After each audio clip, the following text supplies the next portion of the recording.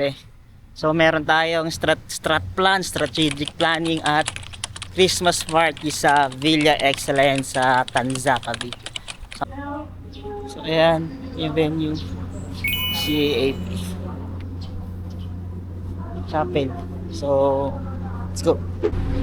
So good day mga kapepe, dito nga tayo sa Villa Excellence sa Cavite. So papakita ko lang yung view ng buong resort na team creation, pwedeng mag team building at kung ano pang activities. Let's go. Ito yung chapel nila. Ayan, so pasok tayo dyan maya pakita ko sa inyo. Let's go.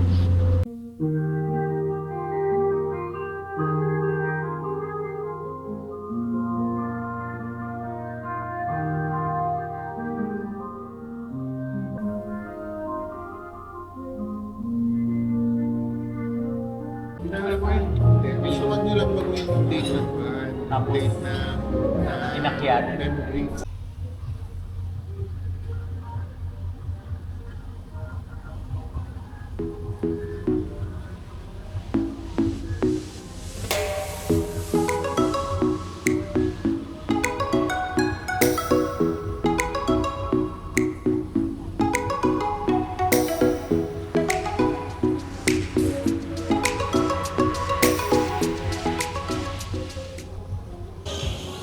Hey!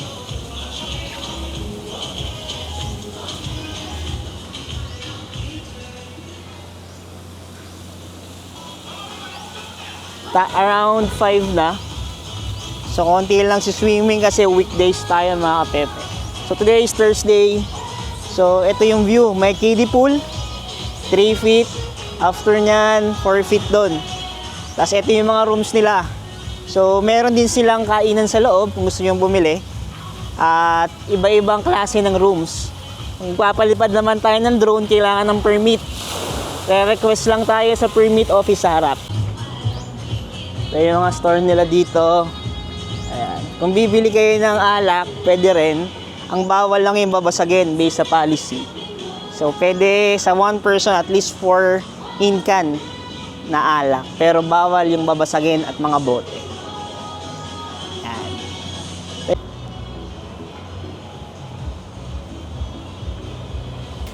So hello guys, swimming tayo ngayon.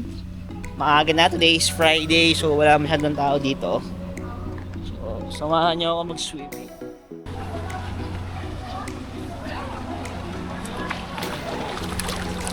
So dito parang design lang siya ng beach. So from mababa na tubig hanggang 4 feet sa dulo. So ito yung tinatawag nilang wave pool. Ayan. So mamaya may wave na dyan. Around 10 AM pa ang start ng wave dito. So same as nung slides doon. So yung giant slides doon is 9 daw, open na. So dito is mamaya pa yung wave. So punta tayo sa next pool.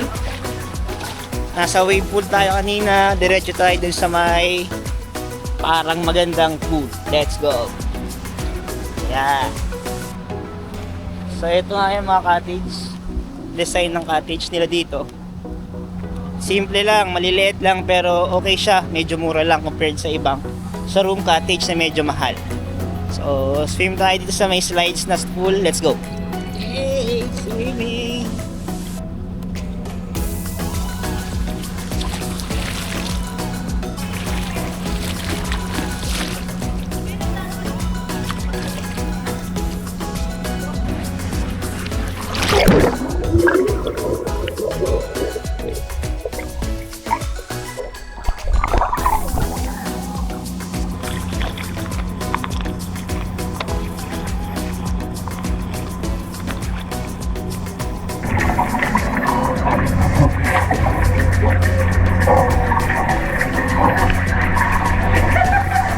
Go mga kapepe.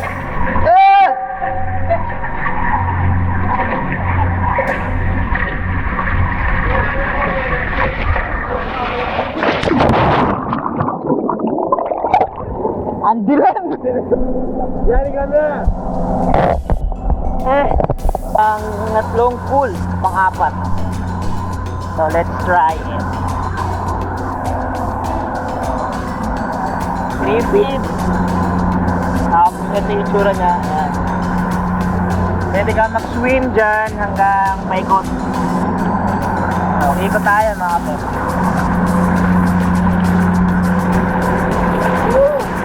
Sabi, ito yung taas. So, ilang feet ba to? 3 feet hanggang 5 feet.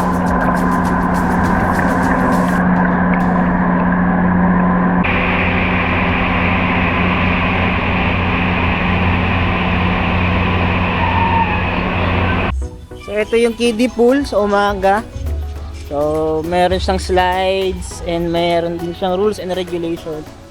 So, rules and safety pala. So, ito siya.